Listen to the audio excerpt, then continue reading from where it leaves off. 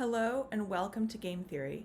I'm Professor Naomi Utkoff of the United States Naval Academy, and in this video, we'll be discussing how to use the fundamental theorem of calculus to recover a function from its derivative and an initial condition. The fundamental theorem of calculus is important to us for a study of static games of incomplete information. It lets us recover cumulative distribution functions from probability density functions, and when we come to our study of auctions, it will also be the method we use to recover bidding functions. The fundamental theorem of calculus is fundamental rather than sort of important because it tells us how differential and integral calculus are related. Equation 1 tells us that f of x is equal to f of a plus the integral from a to x of f prime of t dt, where a is a constant.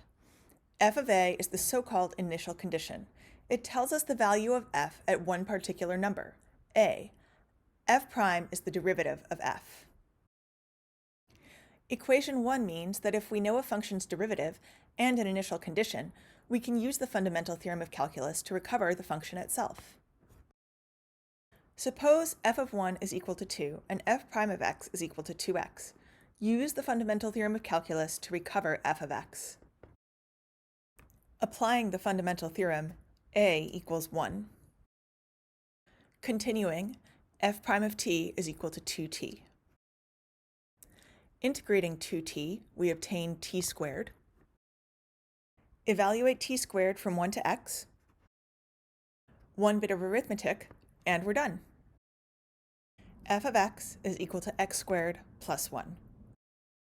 The initial condition serves to anchor our recovered function vertically. Evaluate equation 1 at x is equal to a. F of a is equal to f of a plus the integral. The integral evaluates to 0, so f of a is equal to f of a, as it should be.